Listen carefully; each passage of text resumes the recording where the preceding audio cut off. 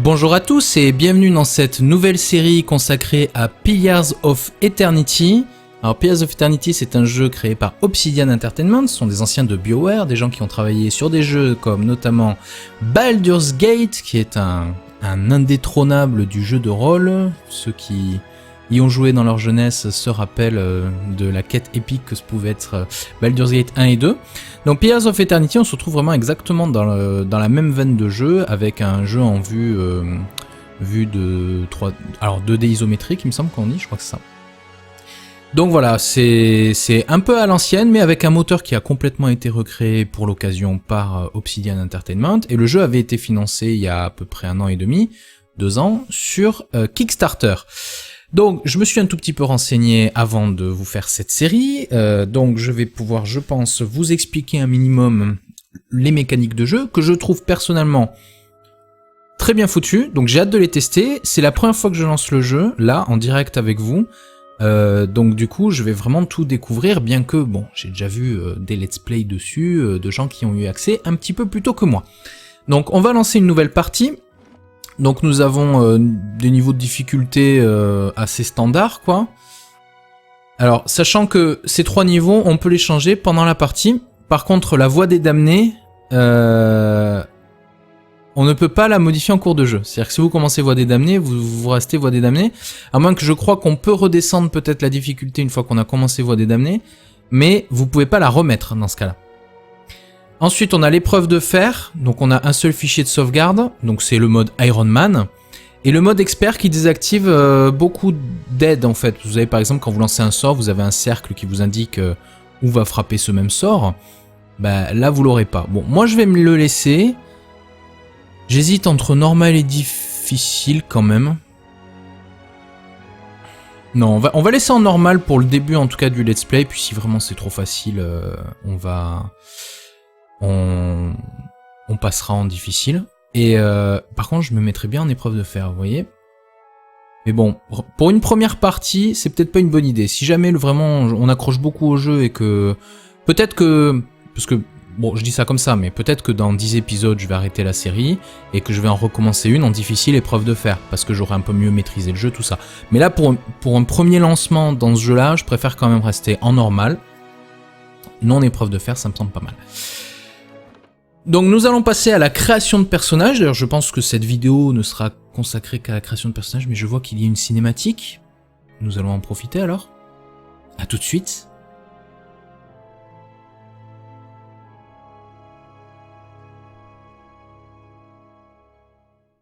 C'était peut-être pas une cinématique. Ouais, c'était pas une cinématique. Bon. Alors c'est assez marrant parce qu'on retrouve vraiment les écrans de chargement à la Baldur's Gate. Ce jeu a vraiment beaucoup, mais en plus c'est même au-delà de ça, c'est que il y a des icônes à l'intérieur du jeu, notamment quand vous voulez interagir avec des objets, où vous voyez là voilà.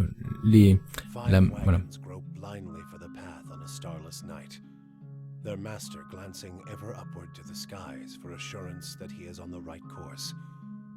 A dim lantern, his only protection against the encroaching darkness. But the skies bring no comfort, shining no light, betraying no hint of what they know.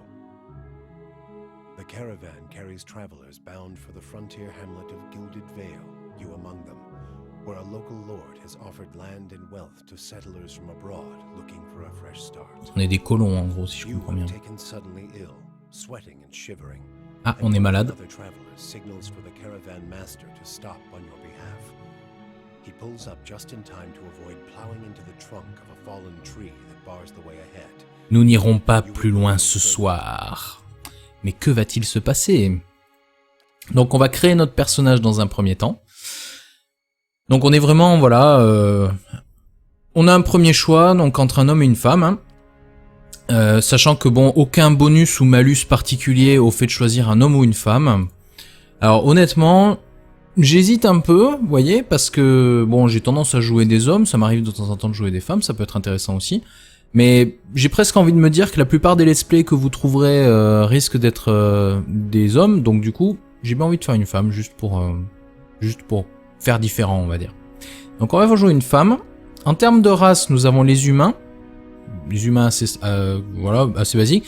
Alors, voilà, on a, d'accord, c'est traduit en français, donc c'est très bien. Nous avons la puissance et la détermination. Donc la détermination, ça reflète la force intérieure et le courage d'un personnage, donc ça aide à sa concentration, ce genre de choses. Alors en fait, je vais quand même faire un petit point avant de vous parler en détail de chacune des compétences, de chacune des caractéristiques. C'est qu'en fait, c'est pas comme le système Donjons et Dragons que l'on pouvait retrouver dans Baldur's Gate. On est très éloigné de ce système-là. Ils ont créé un système qui leur est propre, hein, un peu comme dans Divinity Original Sins. D'ailleurs, les deux jeux, je trouve, se ressemblent quand même pas mal, sauf que Divinity est en 3D, alors que lui, c'est de la 2D, c'est de la 2,5D. Voilà, je crois que c'est ça le bon terme. Donc dans Donjons et Dragons, pour ceux qui se souviennent, vous aviez vraiment des statistiques qui allaient qu'à certains types de personnages. Donc je veux dire, la force n'allait pas pour un mage. Vous prenez pas un mage qui avait de la force, ça servait à rien. Mais dans ce jeu-là, ils ont repensé ce genre d'aspect-là pour faire en sorte que toutes les compétences soient utiles pour toutes les classes de personnages. Et sachant que toutes les armes et les armures sont portables apparemment, à ce que j'ai cru comprendre, par toutes les classes de personnages. Donc on peut très bien faire un mage guerrier, il n'y a pas de multiclassage comme dans Donjons et Dragons, et toutes les stats peuvent être utilisées par tout le monde. Donc si vous prenez la puissance ça représente la force physique et psychique. C'est-à-dire que autant ça va augmenter les dégâts que vous faites, autant ça va aussi augmenter les soins que vous prodiguez, et autant ça va aussi augmenter les dégâts magiques que vous faites. Donc du coup, que vous soyez un mage ou un guerrier, vous allez avoir besoin de puissance. Donc c'est ça qui est bien, c'est qu'en fait, on va vraiment pouvoir créer notre personnage, je pense, comme on le veut, tout simplement. Bien qu'on ait quand même des classes, des stéréotypes à suivre, je pense quand même qu'il y a un certain degré de liberté que l'on voit assez rarement, je trouve, et je pense que c'est très très très intéressant. Donc les humains constituent la race principale de Dyrwood. Dyrwood, j'imagine que... D'accord, c'est une nation coloniale fondée par les colons de l'Empire d'Aedir. J'aime beaucoup le fait d'avoir des pop-up sur des mots comme ça. Ça permet d'éviter d'avoir à se balader dans 36 pages. Et en fait, si je clique... Bon, je sais pas si je vais jouer un humain, mais en tout cas, voilà, on a des sous-classes. On a des sous-races, on va dire. Non, c'est pas vraiment des races, des cultures, voilà, des sous-cultures. Et honnêtement, la 3D, voilà, les personnages sont en 3D, mais les décors sont en 2D, en fait. C'est ça, la 2,5D. Et je trouve que le style graphique se marie bien avec le reste du jeu, on va dire. On n'est pas non plus dans de la 3D d'extra haut niveau, mais quand même, c'est pas mal, c'est vraiment très correct, parce que on a du mouvement sur les équipements, on a des bons shaders qui sont appliqués pour le métallique, vous voyez, en plus ça réagit à la lumière. C'est vraiment pas mal du tout, hein, franchement. Bon, après on a les Omawa.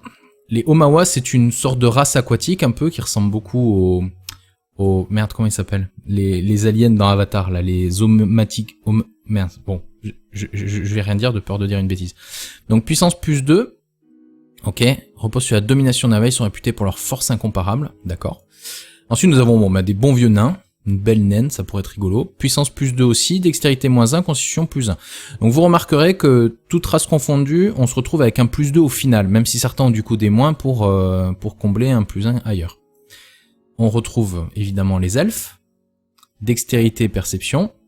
Les Orlanes qui sont un peu, on va dire, un mix entre des hobbits et des gobelins, un peu, on va dire, avec les oreilles, ou des elfes peut-être.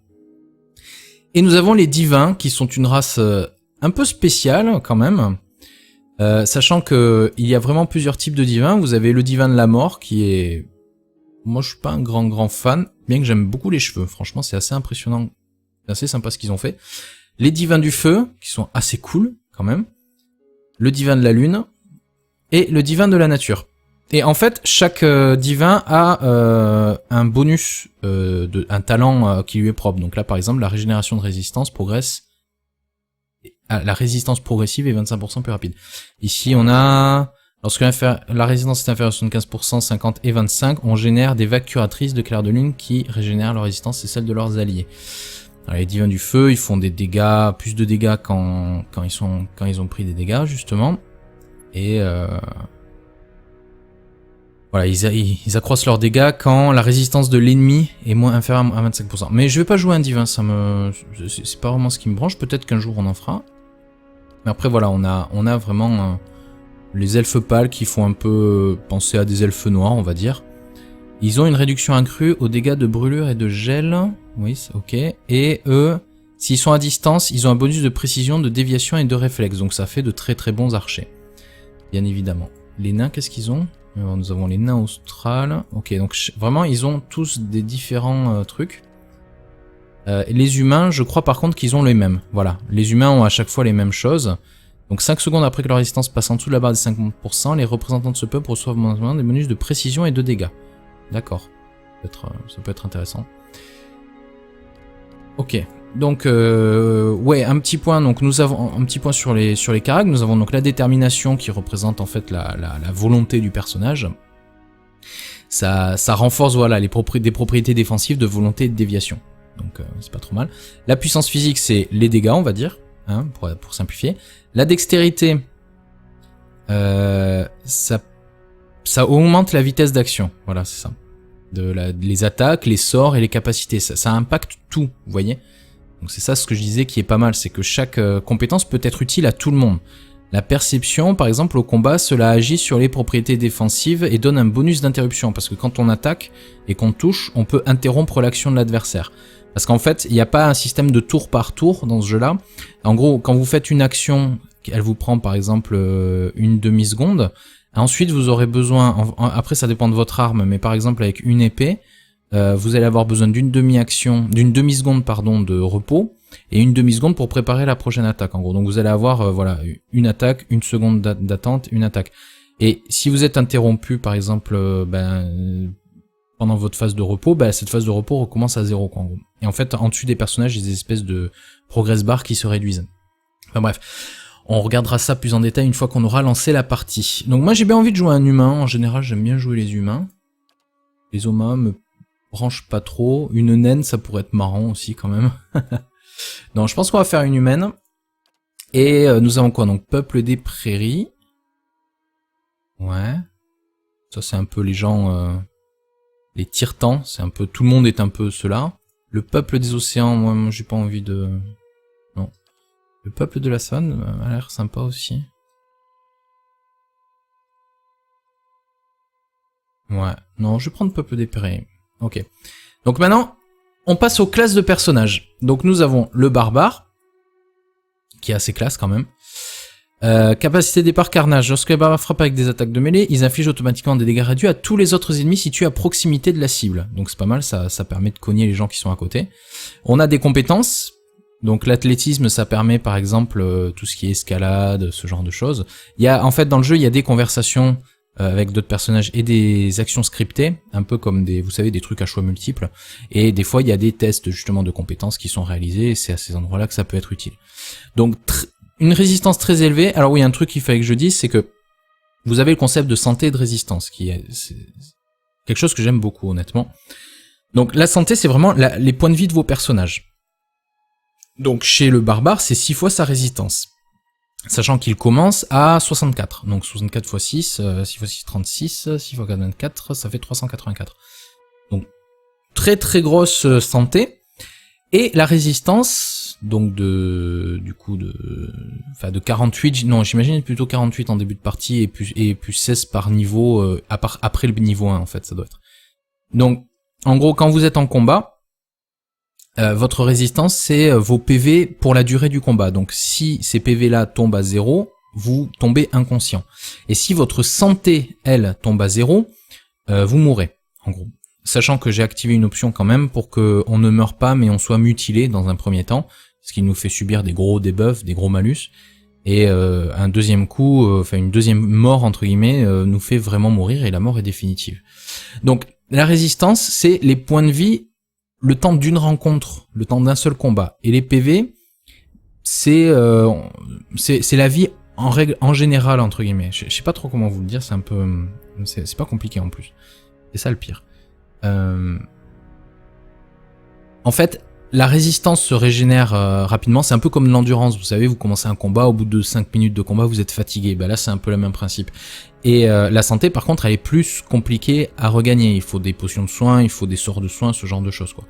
Et vous allez avoir des sorts, par exemple, comme Second Souffle, qui vont vous permettre de rebooster votre résistance, mais pas votre santé, quoi, en gros. Donc ça, c'est un concept que j'aime beaucoup, déjà. Ensuite, nous avons la précision. Donc ça, c'est en fait la précision pour les combats au corps à corps est à opposer à la déviation. La déviation permet en fait, en gros, ce qui se passe, c'est que c'est un dé 100 qui est lancé, je crois, auquel on ajoute la précision et on retire la déviation. Et si cette valeur dépasse 50, je crois que c'est touché. Si ça dépasse 80, c'est critique. C'est quelque chose dans ce genre-là. Hein. On regardera en détail lors du premier combat dans la prochaine vidéo, je pense. Voilà. Donc le barbare, sympathique. On a le chanteur, donc le chanteur ce sont un peu des bardes, on va dire. Donc faible, moyen, très élevé par contre en termes de déviation. C'est quoi qu'elle a dans la main? C'est une hallebarde ou quoi? Pas mal. Et en fait ils ont un système de sorts qui est assez sympa, qui s'appelle les phrases et incantations. Et en fait c'est un peu comme des sorts quoi, vous choisissez un ensemble de phrases et le barde va les chanter dans l'ordre que vous choisissez. Et chaque bout de phrase va vous donner des bonus ou infliger aux ennemis des malus. Et après vous avez des phrases spéciales qui ne peuvent se déclencher qu'une fois que vous avez chanté un certain nombre de phrases de base qui elles font un effet combo quoi on va dire. Donc c'est vraiment super intéressant comme concept, j'ai envie de dire. C'est vraiment super intéressant comme concept. Faudra que je teste. Je testerai probablement en dehors des vidéos à côté pour voir. On a les clairvoyants. Donc les clairvoyants ce sont des gens qui font en fait ils ont des pouvoirs spirituels. Comment vous dire, en fait voilà, les pouvoirs ont un coût en concentration. En fait ce qui se passe c'est que vous vous battez au corps à corps et au corps à corps votre concentration augmente petit à petit et arrivé à un certain niveau vous pouvez déclencher vos pouvoirs.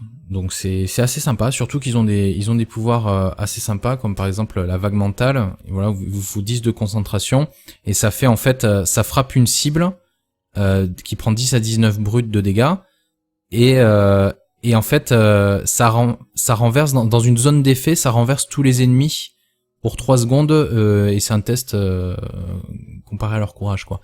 Donc le clairvoyant a l'air, ça a l'air un concept assez intéressant, le côté combo, j'aime bien. Ensuite on a le druide assez classique. Pourquoi elle a un coquillage dans la main? C'est bizarre, non. Le druide voilà qui a la possibilité en fait de se transformer par exemple en ours, et honnêtement très très bourrin, très très puissant la transformation. Et à côté de ça on a un gros paquet de sorts qu'on peut utiliser, donc ça fait vraiment penser au druide dans Baldur's Gate quoi.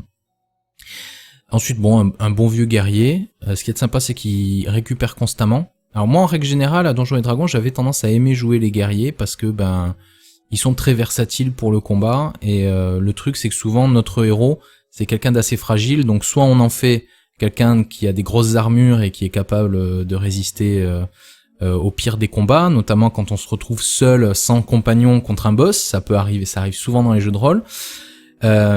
Sinon, bon après on peut jouer n'importe quoi, mais moi j'ai tendance à préférer jouer à un combattant, c'est un peu mon cible, j'aime bien avoir des armures lourdes, des épées à deux mains, ce genre de choses, ça me fait assez kiffer.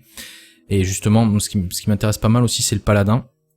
Bref, donc le combattant, bonne résistance, bonne santé, très haute précision, très haute déviation, voilà, donc bonne défense, bonne attaque, solide quoi. Et leur résistance se régénère continuellement. Donc du coup, lors d'un combat, on peut tenir bien plus longtemps. Donc ça c'est pas mal, j'aime bien. Ensuite, je continue plutôt comme ça. Nous avons le moine. Alors ça c'est souvent des choses que les moines, j'aime souvent les jouer aussi. Le truc c'est que dans ce jeu-là, je suis pas vraiment certain, bien que vous avez vu ça, élevé, très élevé, très élevé, très élevé. Hein. Ils ont une super résistance, super tout. Hein. Franchement.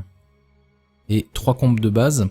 En fait, ils ont un système de blessures, c'est-à-dire qu'ils souffrent des blessures, et donc quand ils prennent des dégâts, ils prennent des points de blessure, entre guillemets, et ces points de blessure peuvent être utilisés pour utiliser leur capacité spéciale. Voilà, donc ça fait qu'il faut quand même s'exposer avant de pouvoir terrasser l'ennemi, on va dire. C'est sympathique, franchement c'est sympathique. Après j'aimerais bien voir comment fonctionne du coup leur défense, parce qu'ils doivent certainement se balader en toge en permanence. Et on a voilà les frappes rapides qui permet de frapper beaucoup plus rapidement lorsque l'on a une blessure. Et ici, c'est quoi? Ça fait un coup à zone d'effet. Dégâts d'écrasement supplémentaires, les ennemis présents dans un cône derrière la cible subissent des dégâts d'écrasement et leur puissance est réduite. Ça c'est sympathique, hein, franchement. Ouais. c'est sympathique. Ensuite, on a le paladin qui peut faire genre la position des mains. Et en fait, les paladins et les prêtres, tous les deux, ont un système qu'on appelle de... comment dire ? Voilà, la foi et la conviction. Je suis bête, c'est écrit là. La foi et la conviction, c'est... pardon, attends, excusez-moi, 2 secondes. Voilà, je suis à vous. C'est que normalement c'est la fin de la vidéo, mais je vais continuer. Je vais essayer de finir quand même la création de personnage. Donc en gros, quand on choisit un paladin, on a un ordre. Vous savez, hein, on choisit un ordre. Donc comment dire, voilà. On choisit un ordre, les chevaliers du pacte d'or par exemple. Ces gens-là ont des dispositions privilégiées et des dispositions non privilégiées. Donc quand on joue un chevalier du pacte d'or, il faut être stoïque et raisonnable. Et ne pas être passionné et agressif. Et en fait, nos sorts, notre puissance, va être influencée par notre niveau de dévotion envers notre ordre. Voilà. Mais sachant que quand même... voilà, charitable et passionné, porteur de bouclier de Saint-Elga, honnête et diplomate, mais les marcheurs austères sont cruels et agressifs. Donc ça vous pouvez très bien dans ce jeu-là jouer des paladins sombres entre guillemets. Vous voyez, passionné et malin. Là on a un peu un paladin roublard, on va dire. Vous voyez. Donc j'aime beaucoup le paladin, surtout que je trouve magnifique. En fait, j'ai l'impression que dans ce jeu les armures sont vraiment magnifiques et du coup c'est pour ça que j'ai bien envie de jouer un personnage qui a une armure lourde. Parce que le moine me branche vraiment beaucoup, mais le problème c'est que le moine il a pas souvent des super équipements. Après bon, on a le prêtre qui a le même système hein, on choisit une divinité et cette divinité a des dispositions privilégiées. Et du coup après bon, on a un gros blindage de soins. Par contre on n'a pas beaucoup de résistance, vraiment très peu de santé, très mauvaise précision et mauvaise déviation. Alors que souvent pourtant le prêtre est utilisé comme un guerrier de combat entre guillemets au corps à corps quoi. Donc moi je suis pas un grand fan des prêtres en général. Bon après on a le rôdeur, combattant à distance, on va dire. Faible, élevé, très élevé en précision, ça paraît logique. Et il a un compagnon de combat. Il a un compagnon type... je sais pas qu'est-ce qu'on peut avoir déjà. Attendez, on va prendre ça pour voir. Voilà. Un lion, un sanglier, un cerf, un loup. Ça peut être marrant. C'est pour ceux qui, dans World of Warcraft, jouaient le Hunter. Ça peut leur rappeler des souvenirs. Ensuite, on a le bandit, c'est le rogue. Alors, ce qu'il y a de pas mal, ils ont fait un changement, on va dire, par rapport au système habituel. C'est que d'habitude, les rogues, pour faire des attaques sournoises, sont obligés de se placer dans le dos de l'adversaire pour faire leurs attaques sournoises. Pas dans Pillars of Eternity. Dans Pillars of Eternity, il faut que la cible souffre d'un supplice. Donc, par exemple, l'aveuglement, la prise à revers, c'est le fait d'être derrière, hein. Mais l'aveuglement, l'entrave, la paralysie, voilà, tout ça, ça permet au rogue de faire du dégât de sournois, de l'attaque sournoise. Et ça, c'est génial, quoi, l'attaque furtive. S'applique également à toutes les cibles frappées avec une arme au cours des 2 premières secondes de combat. Donc aussi, si vous ouvrez le combat avec votre assassin, enfin votre bandit, il peut faire un gros burst de dégâts dans les 2 premières secondes de combat. Sachant que si vous le prenez, il a quand même des capacités et vous pouvez lui prendre frappe aveuglante. Ce qui fait que si vous commencez avec une frappe aveuglante, boum, le mec il est aveuglé et derrière, boum, boum, boum, vous enchaînez avec les attaques sournoises. Donc franchement, je pense que les rogues doivent être super intéressants dans ce jeu. Par contre, ils sont faibles en résistance, faibles en... voilà, et par contre, ils ont une très bonne précision, ça fait d'eux vraiment des personnages redoutables au corps à corps, mais une déviation très faible, quoi, hein, donc ils ne sont pas là pour tanker, c'est pas du tout leur job. Et après, bon, on retrouve les... Bah, tiens, ils ont la même robe que les moines. Sauf qu'ils ont juste un sceptre en plus. Donc bon, les mages, on reprend un peu le système, ça je ne pourrais pas trop vous en parler en détail, mais en gros, on reprend un peu le système de grimoires qui contiennent des sorts. Par contre, on peut avoir plusieurs grimoires sur soi, et quand on switch de grimoire, ça prend genre, je crois, 1 seconde et demie ou 2 de combat, ce qui est long quand même, hein, 1 seconde et demie ou 2 de combat. Hein. On a accès à un nouveau panel de sorts, donc on peut se préparer plusieurs grimoires comme... en fonction de son gameplay, et puis si à un moment donné on tombe contre des monstres qui ont, je sais pas moi, une très faible résistance au feu, on va sortir le grimoire du feu et on va balancer plein de sorts de feu, quoi. Sachant qu'après, en fait, on ne peut stocker qu'un certain nombre de sorts dans les grimoires, et une fois utilisés, ils ne sont pas réutilisables, et qu'il faut se reposer pour les insérer, on va dire, dans le grimoire. Donc on retrouve le côté... mage un peu limité qu'avait Baldur's Gate, donc enfin le système Donjons et Dragons, en fait quand je dis Baldur's Gate c'est le système Donjons et Dragons, où il fallait aller se reposer pour pouvoir profiter de ses sorts. Donc maintenant à moi de choisir dans tout ça. Donc je testerai, je pense, hors écran le chanteur, ça m'a l'air intéressant. Le clairvoyant aussi, il faudra que je le teste. Alors j'hésite du coup entre combattant, paladin, moine limite. Non mais le moine je le testerai à côté, pareil. Bien qu'il a l'air... En fait j'aime beaucoup ces stats, elles sont toutes très élevées. Et surtout sa déviation qui est très élevée, c'est un peu... parce que dans ce jeu en fait les armures n'augmentent pas votre défense comme dans le système Donjons et Dragons. En fait elles vous donnent juste une résistance aux dégâts. Donc genre si vous avez 6 de résistance aux dégâts, si vous prenez 9, vous prenez que 3. Mais sachant qu'il y a un minimum, vous pouvez pas réduire les dégâts en dessous de 20% de ce qui vous a été infligé. Voilà. Donc une armure vous empêche pas de prendre des dégâts complètement, quoi. Cependant pour cette partie, j'ai bien envie de commencer juste avec un combattant. Ça m'a l'air assez sympa, c'est la classe de base on va dire. Après comme j'ai dit, cette première série de vidéos là, je vais essayer d'en enregistrer 4 ou 5 dans une même soirée là. Rien ne garantit que je vais pas démarrer une nouvelle partie en fonction aussi de vos retours, de ce que vous me dites. Donc n'hésitez pas à laisser dans les commentaires ce que vous pensez de cette partie là. Donc on va prendre un combattant. Alors qu'est-ce qu'on a? Le barrage discipliné. Le combattant se concentre intensément, ce qui améliore brièvement sa précision. Du coup, on aurait une meilleure précision. Et le renversement renverse un ennemi avec une force colossale, mais en ne lui infligeant que peu de dégâts. Donc ça, c'est pour le mettre au sol. Alors, je pense à un truc, c'est que je vais prendre le paladin, en fait, excusez-moi. Parce qu'en fait, le combattant, je me rappelle que le premier personnage qui nous rejoint dans le jeu, c'est un combattant. Donc commencer le jeu à 2 combattants, c'est peut-être pas génial. Donc je vais prendre un palouf, un bon gros palouf. Et puis on va voir ce que ça donne. Alors, qui c'est que je vais prendre? Je pense Chevalier du Pacte d'Or, ils avaient l'air pas mal. Stoïque et raisonnable. Ouais. Quoique, il y avait quoi comme... Charitable et passionné. Trompeur et cruel, ouais.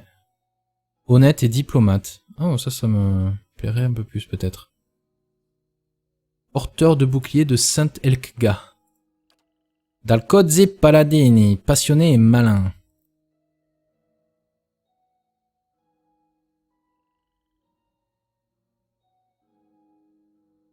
Ouais.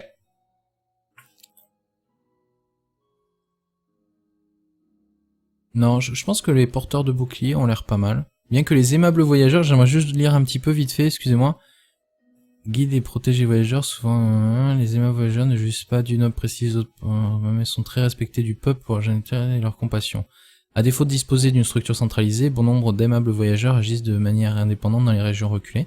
Ouais, c'est pas mal ça, charitable et passionné. Allez, c'est parti. Donc athlétisme, connaissance. Donc bonne résistance, bonne santé, moyenne précision par contre, on risque d'avoir du mal à toucher, par contre une très très bonne déviation. Allez, on va prendre ça. Donc on a l'imposition des mains qui permet de soigner 34 de résistance pendant 5 secondes à une cible alliée. Une fois par rencontre par contre, donc par combat. Et les flammes de la dévotion, attaque maximum plus 50% de dégâts de brûlé, donc ça permet de... voilà, pendant... Ah, on peut l'utiliser 2 fois par rencontre en plus, hein. C'est pas mal. Du dégât ou du soin? Dégâts ou soin? Dégâts ou soin? Les soins. Je vais prendre le soin. On sait jamais. Ça peut être utile. Donc là, on retrouve donc toutes les caractéristiques dont je vous parlais, et on retrouve notamment, grâce à ces petites étoiles, des conseils sur quels sont les champs de merde. Quels sont les attributs, voilà. Ils ont appelé ça attributs. Excusez-moi, je l'avais sous les yeux. Quels sont les attributs conseillés? Donc une petite étoile jaune, c'est les plus conseillés. Et petites étoiles grises, c'est un petit peu plus secondaire. Alors on va regarder vite fait. Donc puissance, ça augmente plus 3% de dégâts et soins, plus 2 de courage. Sachant que le courage, c'est... permet de résister aux attaques portées au système physique interne du personnage. Poison, maladie. Il dépend de la classe, du niveau, oui. Et les dégâts, donc puissance plus 1. Ensuite la constitution, plus 0% de résistance et de santé. D'accord. Et plus 0 de courage, d'accord. La dextérité, c'est la vitesse d'action et les réflexes, donc ça permet d'éviter les attaques à zone d'effet, ce genre de choses. Ensuite la perception, vivement recommandée pour le paladin, waouh. Ah ok, donc ça augmente la déviation et les réflexes, donc ça fait vraiment de nous un tank, hein. C'est ça. Interruption de l'ennemi, déviation et réflexe, d'accord. Intelligence, ça augmente les zones d'effet, la durée et la volonté. D'accord. Et la détermination, ça augmente la concentration, la déviation et la volonté. Ok. Le truc, c'est que la constite et la dex, ça peut être aussi utile. Hein. Mais l'avantage, c'est que si on a une bonne perception, une bonne détermination, on devrait avoir une bonne défense. Donc, ce qu'on va faire... Alors, une chose à noter, c'est que c'est linéaire. La progression est linéaire. C'est-à-dire que là, par exemple, j'ai rajouté 5. J'ai pris plus 15, plus 5 et plus 10. Vous voyez, donc c'est 3, 1, 2 par point. C'est pas comme dans Baldur's Gate ou enfin dans le système D&D où à 15 vous aviez que plus 2 et à 16 vous aviez plus 3 et à 17 vous aviez toujours plus 3 et à 18 vous avez plus 4. Là c'est linéaire. Donc ça permet vraiment d'éviter de se prendre la tête avec ces effets de seuil quoi. Et ça c'est vraiment une très très bonne idée de leur part. Donc je pense qu'on va faire ça. Monter un tout petit peu notre intelligence. Et notre puissance, parce que ça augmente nos soins aussi. Ah, ça me paraît pas mal. La détermination. Ouais. Allez, pourquoi pas. Bon, on verra bien après, de toute façon. Première partie. Donc ça, c'est notre culture qui va encore booster. Ah, sympa. Donc ça change du coup un petit peu notre équipement de départ, quoi. Déjà, je regarde un petit peu quels sont les équipements. Oh, ça, c'est de l'épée à deux mains. Non mais Aedir était pas mal, parce que détermination encore en plus, dextérité, détermination, intelligence, constitution, puissance et perception. Ouais, on va voir. Ouais, je pense que je vais prendre celui-là, il était pas mal. Le grand Aedir abrite la plupart de ces nations humaines et elfiques. Donc, du coup, je suis à 16 de... Ouais. Alors, nos antécédents, et qu'étions-nous? Un aristocrate, un colon, un dissident, un vagabond, un chasseur, un ouvrier, un mercenaire, un marchand, un ecclésiastique ou un esclave? Moi, j'aurais bien un aristocrate. Compétences connaissances englobe les différents savoirs acquis par le personnage, souvent dans les domaines occultes ou ésotériques. En dehors des conversations et des intentions scriptées, la connaissance est utilisée pour activer les parchemins. Les valeurs plus élevées de connaissances permettent au personnage d'utiliser des parchemins de plus haut niveau. Ça, c'est plus pour un mage, j'ai l'impression. La survie, c'est pour faire des choses, trouver de la nourriture et des potions. D'accord. Passer pour un fauteur de troubles, manque de respect envers l'autorité, les règles des récurrents dans votre vie. Oui, donc ça, c'est plus le roublard, le rôdeur. Ça, je pense que ça irait bien avec le paladin aimable voyageur, le vagabond. Athlétisme et mécanique. Ça, c'est pour activer les pièges, il me semble. Furtivité, survie. Putain, il y en a deux qui ont furtivité, survie. Athlétisme et connaissance.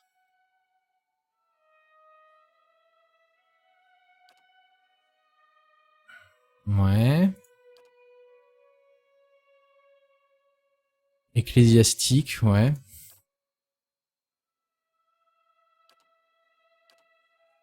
Bon, allez, on va prendre... non. On va prendre aristocrate. On va dire que c'était une perso qui est née de bonne famille noble et qui a décidé un jour de partir sur les routes pour aller aider le pauvre, défendre la veuve et l'orphelin. Alors, ouais, donc on peut personnaliser un minimum quand même la tronche de son personnage. C'est pas mal. Changer les cheveux surtout, ça c'est cool. Putain, il y a des coupes de cheveux. Alors, bon déjà, les cheveux, on va arrêter le côté blondinette, là. Non. Le noir, c'est très bien. Par contre, trouve-moi quelque chose de bien, quand même. Attends, c'était quoi, ça? Non, c'est pas trop mal.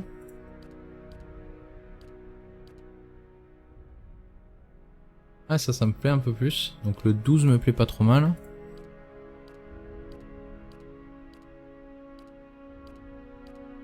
Ouais, bon, on va prendre le 12. Ok. Ensuite, on retrouve les couleurs primaires. Donc ça, c'est notre tunique. Ah, j'aime bien le noir. Ça va bien avec le reste. Secondaire, c'est la couleur du pantalon. Et ouais, des petits trucs sur le côté. Donc le blanc me semble pas mal. C'est des couleurs très Saint-Empire romain, vous voyez. Et on peut un petit peu éclairer le ton de sa peau ou le foncer, pas trop quand même. Ouais, ça c'était pas mal. Après, ben on a... Ouais. Ouais, peut-être que j'essaie de voir si je peux me charger mes propres images, ça pourrait être plus sympa. Par contre, il y en a quand même un beau paquet. Ah oui, merde, là c'est les hommes. Ça, c'est dommage qu'ils aient tout mélangé, honnêtement.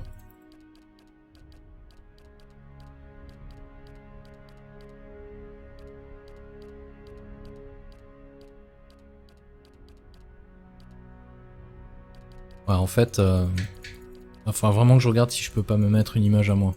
Il me semble que c'est possible. Bon, on va prendre ça, même si c'est pas peut-être pas très représentatif, mais c'est pas grave. Eh? Leading the way. Rah! The better part of valor. Ah bah tiens, ça a l'air pas mal, voilà.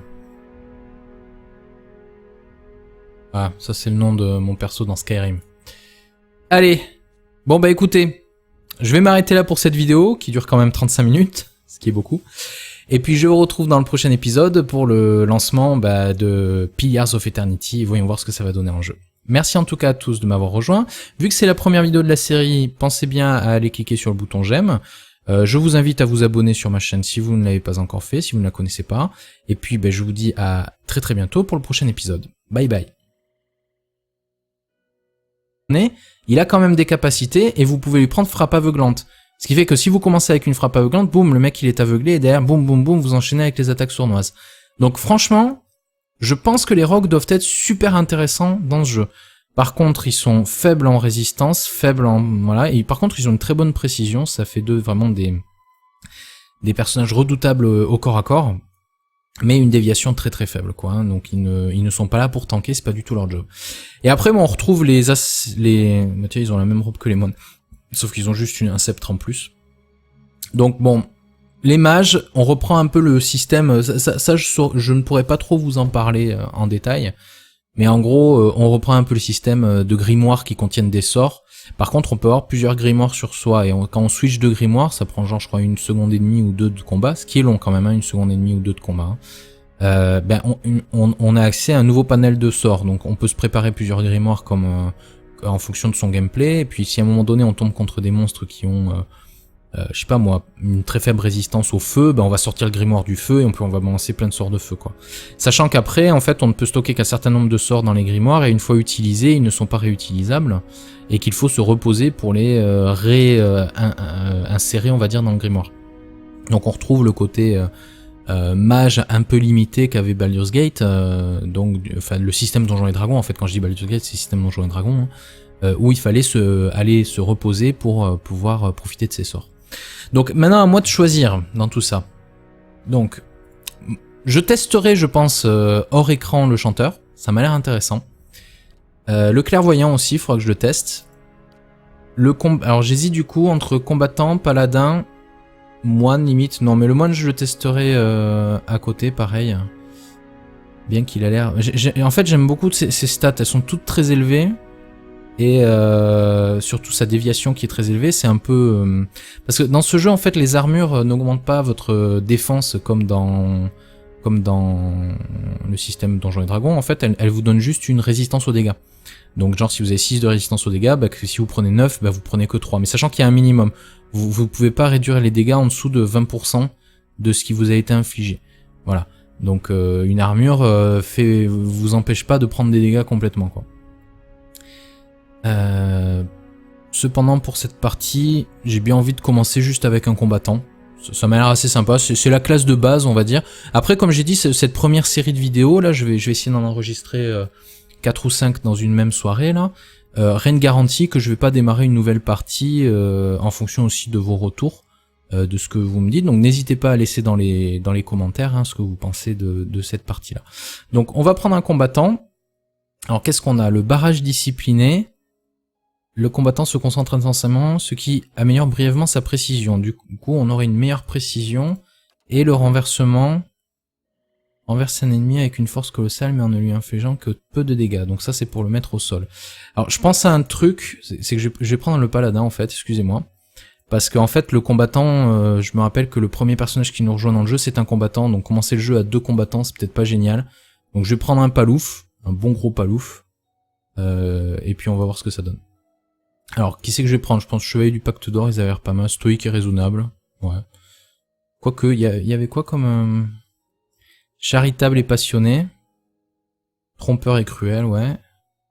Honnête et diplomate. Oh, ça me plairait un peu plus, peut-être. Porteur de bouclier de Saint-Elkga. Dalcozzi Paladini, passionné et malin.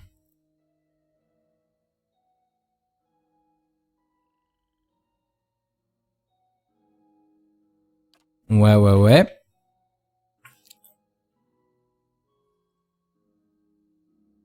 Non, je pense que les porteurs de boucliers ont l'air pas mal. Bien que les aimables voyageurs, j'aimerais juste lire un petit peu vite fait, excusez-moi. Guide et protège les voyageurs, souvent les aimables voyageurs ne jouissent pas d'une noble précise, mais sont très respectés du peuple pour leur générosité et leur compassion. À défaut de disposer d'une structure centralisée, bon nombre d'aimables voyageurs agissent de manière indépendante dans les régions reculées. Ouais, c'est pas mal ça, charitable et passionné. Allez, c'est parti. Donc athlétisme, connaissance, donc bonne résistance, bonne santé, moyenne précision par contre, on risque d'avoir du mal à toucher, par contre une très très bonne déviation. Allez, on va prendre ça. Donc on a l'imposition des mains qui permet de soigner 34 de résistance pendant 5 secondes à une cible alliée. Une fois par rencontre par contre, donc par combat. Et les flammes de la dévotion, attaque maximum plus 50% de dégâts de brûlé. Donc ça permet de... voilà, pendant... Ah, on peut l'utiliser 2 fois par rencontre en plus. Hein. C'est pas mal.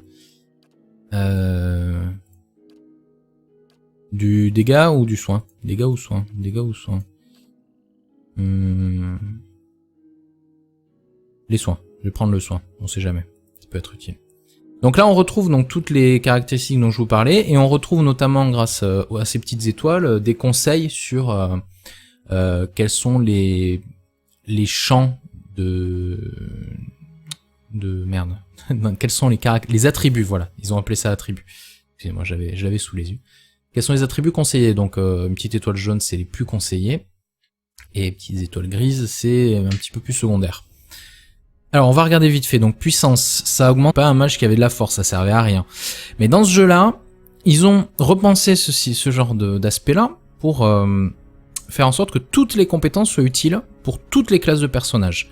Et sachant que toutes les armes et les armures sont portables apparemment, à ce que j'ai cru comprendre, par toutes les classes de personnages. Donc on peut très bien faire un mage guerrier. Il n'y a pas de multiclassage comme dans Donjons et Dragons, et toutes les stats peuvent être utilisées par tout le monde. Donc si vous prenez la puissance ça représente la force physique et psychique. C'est-à-dire que autant ça va augmenter les dégâts que vous faites, autant ça va aussi augmenter les soins que vous prodiguez, et autant ça va aussi augmenter les dégâts magiques que vous faites. Donc du coup, que vous soyez un mage ou un guerrier, vous allez avoir besoin de puissance. Donc c'est ça qui est bien, c'est qu'en fait, on va vraiment pouvoir créer notre personnage, je pense, comme on le veut, tout simplement. Bien qu'on ait quand même des classes, des stéréotypes à suivre, je pense quand même qu'il y a un certain degré de liberté que l'on voit assez rarement, je trouve, et je pense que c'est très très très intéressant. Donc les humains constituent la race principale de Dyrwood. Dyrwood, j'imagine que... D'accord, c'est une nation coloniale fondée par les colons de l'Empire d'Aedir. J'aime beaucoup le fait d'avoir des pop-up sur des mots comme ça. Ça permet d'éviter d'avoir à se balader dans 36 pages. Et en fait, si je clique, bon, je sais pas si je vais jouer un humain, mais en tout cas, voilà, on a des sous-classes, on a des sous-races, on va dire. Non, c'est pas vraiment des races, des cultures, voilà, des sous-cultures. Et honnêtement, la 3D, voilà, les personnages sont en 3D, mais les décors sont en 2D, en fait, c'est ça la 2,5D. Et je trouve que le style graphique se marie bien avec le reste du jeu, on va dire. On n'est pas non plus dans la 3D extra haut niveau, mais quand même c'est pas mal, c'est vraiment très correct parce que on a du mouvement sur les équipements, on a des bons shaders qui sont appliqués pour le métallique, vous voyez, en plus ça réagit à la lumière, c'est vraiment pas mal du tout, hein, franchement. Bon, après on a les Omawa. Les Omawa, c'est une sorte de race aquatique un peu qui ressemble beaucoup aux merde, comment ils s'appellent, les aliens dans Avatar là, les omatiques, merde, bon, je vais rien dire de peur de dire une bêtise. Donc puissance plus 2, ok, repose sur la domination navale, ils sont réputés pour leur force incomparable, d'accord. Ensuite nous avons des bons vieux nains, une belle naine, ça pourrait être rigolo. Puissance plus 2 aussi, dextérité moins 1, constitution plus 1. Donc vous remarquerez que toute race confondue, on se retrouve avec un plus 2 au final, même si certains ont du coup des moins pour combler un plus 1 ailleurs. On retrouve évidemment les elfes, dextérité, perception, Les Orlan, qui sont un peu, on va dire, un mix entre des hobbits et des gobelins, un peu, on va dire, avec les oreilles, ou des elfes peut-être. Et nous avons les divins, qui sont une race un peu spéciale quand même, sachant que il y a vraiment plusieurs types de divins. Vous avez le divin de la mort, qui est... Moi, je suis pas un grand fan, bien que j'aime beaucoup les cheveux. Franchement, c'est assez impressionnant. C'est assez sympa ce qu'ils ont fait. Les divins du feu, qui sont assez cool, quand même. Le divin de la lune. Et le divin de la nature. Et en fait, chaque divin a un bonus, un talent qui lui est propre. Donc là, par exemple, la régénération de résistance progresse. La résistance progressive est 25% plus rapide. Ici, on a... Lorsque la résistance est inférieure à 75%, 50 et 25, on génère des vagues curatrices de clair de lune qui régénèrent leur résistance et celle de leurs alliés. Alors, les divins du feu, ils font des dégâts, plus de dégâts quand ils ont pris des dégâts, justement. Et voilà, ils accroissent leurs dégâts quand la résistance de l'ennemi est moins inférieure à 25%. Mais je vais pas jouer un divin, c'est pas vraiment ce qui me branche. Peut-être qu'un jour on en fera. Mais après voilà, on a vraiment les elfes pâles qui font un peu penser à des elfes noirs, on va dire. Ils ont une réduction accrue aux dégâts de brûlure et de gel. Oui, ok. Et eux, s'ils sont à distance, ils ont un bonus de précision, de déviation et de réflexe. Donc ça fait de très très bons archers. Bien évidemment. Les nains, qu'est-ce qu'ils ont ? Alors, nous avons les nains australes. Ok, donc vraiment, ils ont tous des différents trucs. Les humains, je crois par contre qu'ils ont les mêmes. Voilà, les humains ont à chaque fois les mêmes choses. Donc 5 secondes après que leur résistance passe en dessous de la barre des 50%, les représentants de ce peuple reçoivent des bonus de précision et de dégâts. D'accord. Ça peut être intéressant. Ok. Donc ouais, un petit point. Donc nous avons un petit point sur les caracs. Nous avons donc la détermination qui représente en fait la volonté du personnage. Ça renforce voilà des propriétés défensives de volonté et de déviation. Donc c'est pas trop mal. La puissance physique, c'est les dégâts, on va dire, hein, pour simplifier.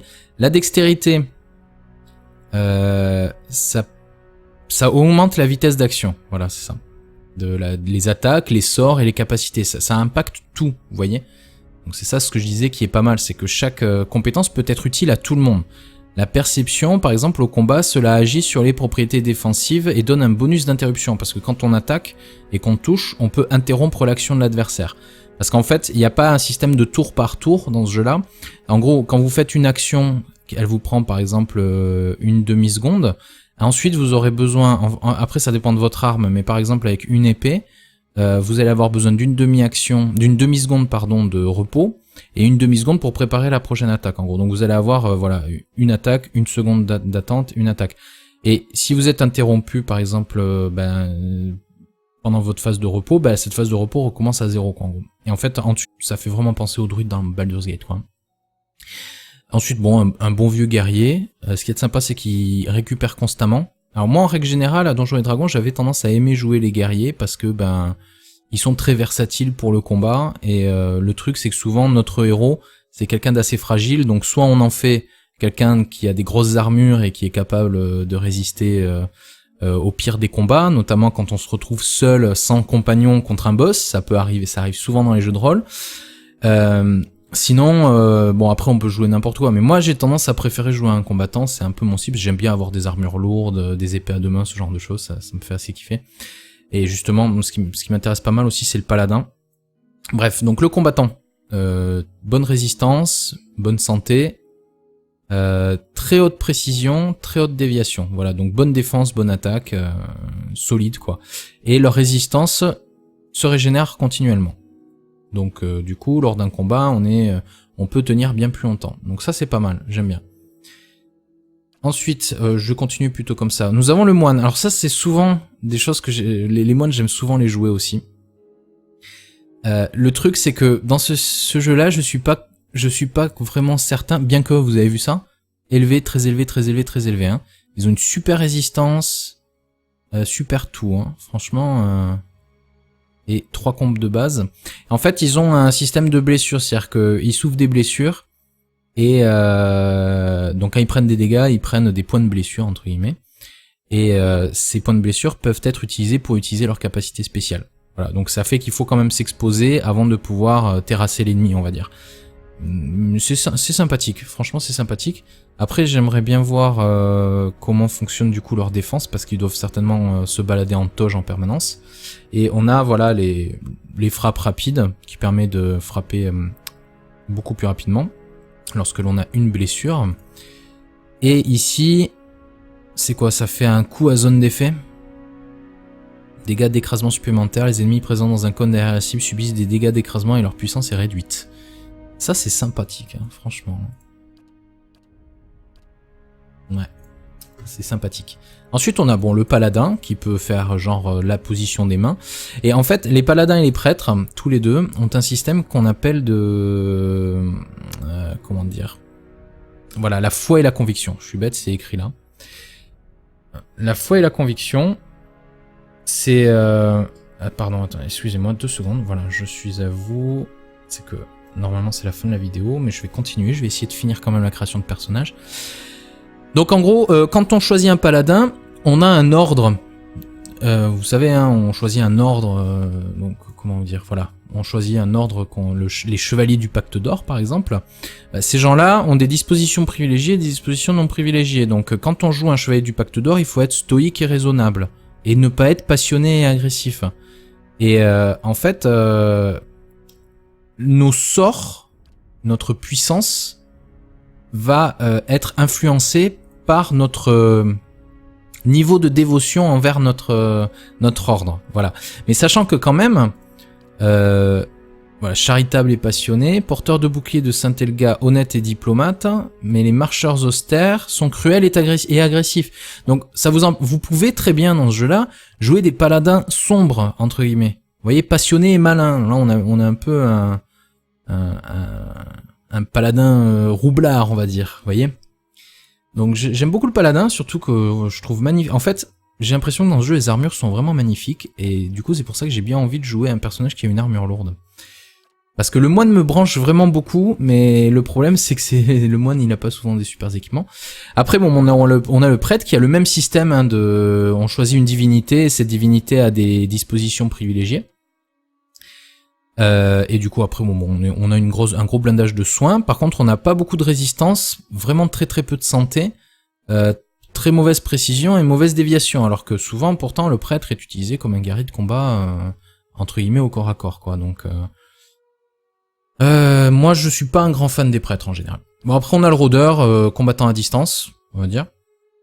Faible, élevé, très élevé en précision, ça paraît logique. Et il a un compagnon de combat. Il a un compagnon type... je sais pas qu'est-ce qu'on peut avoir déjà. Attendez, on va prendre ça pour voir. Voilà. Un lion, un sanglier, un cerf, un loup. Ça peut être marrant. C'est pour ceux qui, dans World of Warcraft, jouaient le Hunter. Ça peut leur rappeler des souvenirs. Ensuite, on a le bandit, c'est le rogue. Alors, ce qu'il y a de pas mal, ils ont fait un changement, on va dire, par rapport au système habituel. C'est que d'habitude, les rogues, pour faire des attaques sournoises, sont obligés de se placer dans le dos de l'adversaire pour faire leurs attaques sournoises. Pas dans Pillars of Eternity. Dans Pillars of Eternity, il faut que la cible souffre d'un supplice. Donc par exemple l'aveuglement, la prise à revers, c'est le fait d'être derrière, hein. Mais l'aveuglement, l'entrave, la paralysie, voilà, tout ça, ça permet au rogue de faire du dégât de sournois, de l'attaque sournoise. Et ça c'est génial quoi, l'attaque furtive. S'applique également à toutes les cibles frappées avec une arme au cours des 2 premières secondes de combat. Donc aussi, si vous ouvrez le combat avec votre assassin, enfin votre bandit, il peut faire un gros burst de dégâts dans les 2 premières secondes de combat. Sachant que si vous le prenez des personnages, il y a des espèces de progress bar qui se réduisent.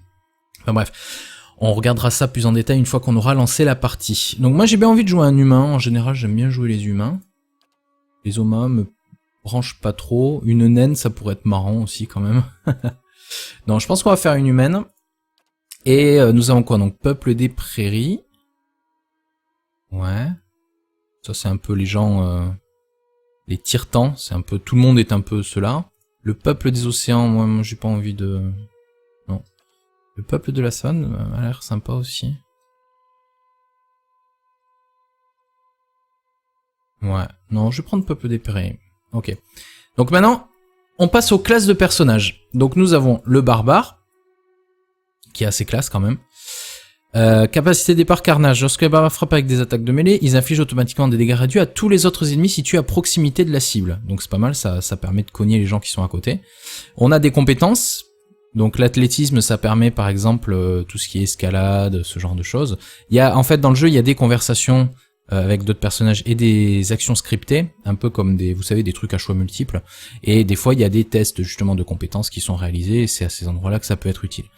Donc une résistance très élevée. Alors oui, un truc qu'il fallait que je dise, c'est que vous avez le concept de santé et de résistance, c'est quelque chose que j'aime beaucoup, honnêtement. Donc la santé, c'est vraiment les points de vie de vos personnages. Donc chez le barbare, c'est 6 fois sa résistance. Sachant qu'il commence à 64. Donc 64 x 6, 6 x 6, 36, 6 x 4, 24, ça fait 384. Donc très très grosse santé. Et la résistance, donc de 48, non, j'imagine plutôt 48 en début de partie et plus 16 par niveau, après le niveau 1 en fait, ça doit être. Donc, en gros, quand vous êtes en combat, votre résistance, c'est vos PV pour la durée du combat. Donc, si ces PV-là tombent à 0, vous tombez inconscient. Et si votre santé, elle, tombe à 0, vous mourrez, en gros. Sachant que j'ai activé une option quand même pour que on ne meure pas, mais on soit mutilé dans un premier temps, ce qui nous fait subir des gros debuffs, des gros malus. Et un deuxième coup, une deuxième mort, entre guillemets, nous fait vraiment mourir et la mort est définitive. Donc, la résistance, c'est les points de vie, le temps d'une rencontre, le temps d'un seul combat. Et les PV, c'est la vie en général, entre guillemets. Je sais pas trop comment vous le dire, c'est un peu... C'est pas compliqué en plus. C'est ça le pire. En fait, la résistance se régénère rapidement, c'est un peu comme l'endurance, vous savez, vous commencez un combat, au bout de 5 minutes de combat, vous êtes fatigué. Là, c'est un peu le même principe. Et la santé, par contre, elle est plus compliquée à regagner. Il faut des potions de soins, il faut des sorts de soins, ce genre de choses, quoi. Et vous allez avoir des sorts, par exemple, comme Second Souffle, qui vont vous permettre de rebooster votre résistance, mais pas votre santé, quoi, en gros. Donc ça, c'est un concept que j'aime beaucoup, déjà. Ensuite, nous avons la précision. Donc ça, c'est... En fait, la précision pour les combats au corps à corps est à opposer à la déviation. La déviation permet... En fait, en gros, ce qui se passe, c'est que c'est un dé 100 qui est lancé, je crois, auquel on ajoute la précision et on retire la déviation. Et si cette valeur dépasse 50, je crois que c'est touché. Si ça dépasse 80, c'est critique. C'est quelque chose dans ce genre-là. Hein. On regardera en détail lors du premier combat dans la prochaine vidéo, je pense. Voilà. Donc le barbare, sympathique. On a le chanteur, donc le chanteur ce sont un peu des bardes, on va dire. Donc faible, moyen, très élevé par contre en termes de déviation. C'est quoi qu'elle a dans la main? C'est une hallebarde ou quoi? Pas mal. Et en fait ils ont un système de sorts qui est assez sympa, qui s'appelle les phrases et incantations. Et en fait c'est un peu comme des sorts, quoi. Vous choisissez un ensemble de phrases et le barde va les chanter dans l'ordre que vous choisissez. Et chaque bout de phrase va vous donner des bonus ou infliger aux ennemis des malus. Et après vous avez des phrases spéciales qui ne peuvent se déclencher qu'une fois que vous avez chanté un certain nombre de phrases de base, qui elles font un effet combo, quoi, on va dire. Donc c'est vraiment super intéressant comme concept, j'ai envie de dire. C'est vraiment super intéressant comme concept. Faudra que je teste. Je testerai probablement en dehors des vidéos à côté pour voir. On a les clairvoyants. Donc les clairvoyants, ce sont des gens qui font en fait ils ont des pouvoirs spirituels. Comment vous dire, en fait voilà, les pouvoirs ont un coût en concentration. En fait, ce qui se passe, c'est que vous vous battez au corps à corps, et au corps à corps, votre concentration augmente petit à petit, et arrivé à un certain niveau, vous pouvez déclencher vos pouvoirs. Donc c'est assez sympa, surtout qu'ils ont des pouvoirs assez sympas, comme par exemple la vague mentale. Et voilà, vous 10 de concentration, et ça fait en fait, ça frappe une cible qui prend 10 à 19 bruts de dégâts, et en fait ça renverse dans une zone d'effet, ça renverse tous les ennemis pour 3 secondes, et c'est un test comparé à leur courage, quoi. Donc le clairvoyant a l'air, ça a l'air un concept assez intéressant, le côté combo, j'aime bien. Ensuite on a le druide assez classique. Pourquoi elle a un coquillage dans la main? C'est bizarre, non. Le druide, voilà, qui a la possibilité en fait de se transformer par exemple en ours, et honnêtement très très bourrin, très très puissant la transformation. Et à côté de ça on a un gros paquet de sorts qu'on peut utiliser. Donc Bonjour à tous et bienvenue dans cette nouvelle série consacrée à Pillars of Eternity. Alors Pillars of Eternity, c'est un jeu créé par Obsidian Entertainment, ce sont des anciens de BioWare, des gens qui ont travaillé sur des jeux comme notamment Baldur's Gate, qui est un indétrônable du jeu de rôle. Ceux qui y ont joué dans leur jeunesse se rappellent de la quête épique que ce pouvait être Baldur's Gate 1 et 2. Donc Pillars of Eternity, on se retrouve vraiment exactement dans la même veine de jeu, avec un jeu en vue de 2D isométrique, il me semble qu'on dit, je crois que c'est ça. Donc voilà, c'est un peu à l'ancienne, mais avec un moteur qui a complètement été recréé pour l'occasion par Obsidian Entertainment, et le jeu avait été financé il y a à peu près 1 an et demi, 2 ans, sur Kickstarter. Donc je me suis un tout petit peu renseigné avant de vous faire cette série, donc je vais pouvoir, je pense, vous expliquer un minimum les mécaniques de jeu, que je trouve personnellement très bien foutues, donc j'ai hâte de les tester. C'est la première fois que je lance le jeu, là, en direct avec vous. Donc du coup je vais vraiment tout découvrir, bien que bon, j'ai déjà vu des let's play dessus, de gens qui ont eu accès un petit peu plus tôt que moi. Donc on va lancer une nouvelle partie. Donc nous avons des niveaux de difficulté assez standards, quoi. Alors sachant que ces 3 niveaux on peut les changer pendant la partie. Par contre la voie des damnés, on ne peut pas la modifier en cours de jeu. C'est-à-dire que si vous commencez voie des damnés, vous restez voie des damnés. À moins que je crois qu'on peut redescendre peut-être la difficulté une fois qu'on a commencé voie des damnés. Mais vous pouvez pas la remettre dans ce cas-là. Ensuite, on a l'épreuve de fer. Donc on a un seul fichier de sauvegarde. Donc c'est le mode Iron Man. Et le mode expert qui désactive beaucoup d'aides en fait. Vous avez par exemple quand vous lancez un sort, vous avez un cercle qui vous indique où va frapper ce même sort. Bah là vous l'aurez pas. Bon, moi je vais me le laisser. J'hésite entre normal et difficile quand même. Non, on va laisser en normal pour le début en tout cas du let's play, puis si vraiment c'est trop facile, on passera en difficile. Et par contre je me mettrai bien en épreuve de fer, vous voyez. Mais bon, pour une première partie, c'est peut-être pas une bonne idée. Si jamais vraiment on accroche beaucoup au jeu et que... Peut-être que... Parce que... Bon, je dis ça comme ça, mais peut-être que dans 10 épisodes, je vais arrêter la série et que je vais en recommencer une en difficile épreuve de fer, parce que j'aurai un peu mieux maîtrisé le jeu, tout ça. Mais là, pour un premier lancement dans ce jeu-là, je préfère quand même rester en normal. Non épreuve de fer, ça me semble pas mal. Donc nous allons passer à la création de personnages. D'ailleurs, je pense que cette vidéo ne sera consacrée qu'à la création de personnages, mais je vois qu'il y a une cinématique. Nous allons en profiter alors. À tout de suite.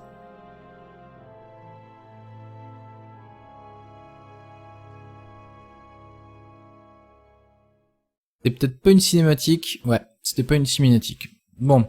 Alors c'est assez marrant parce qu'on retrouve vraiment les écrans de chargement à la Baldur's Gate. Ce jeu a vraiment beaucoup, mais en plus, c'est même au-delà de ça, c'est que il y a des icônes à l'intérieur du jeu, notamment quand vous voulez interagir avec des objets, où vous voyez là voilà.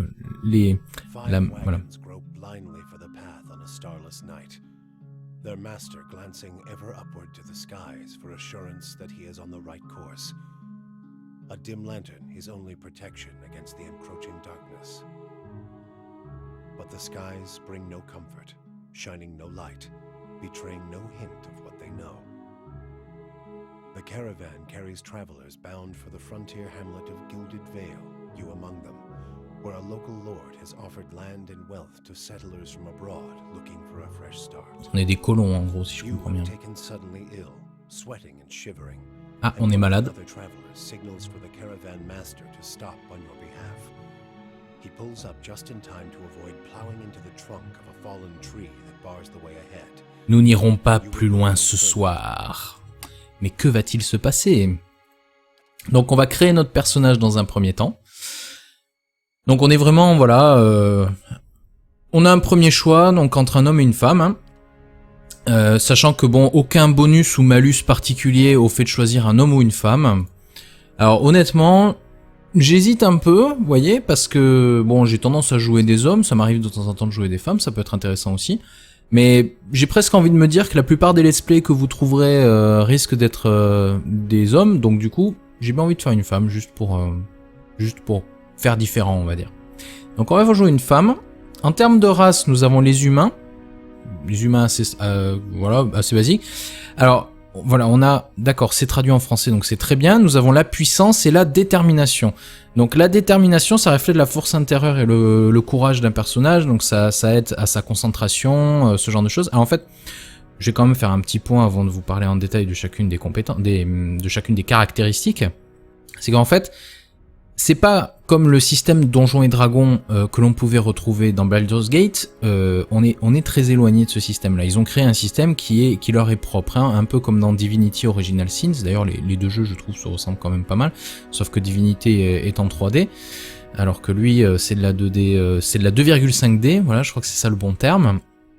Donc dans Donjons et Dragons, pour ceux qui se souviennent, vous aviez vraiment des statistiques qui allaient qu'à certains type de personnage. Donc je veux dire, la force n'allait pas pour un mage. Vous prenez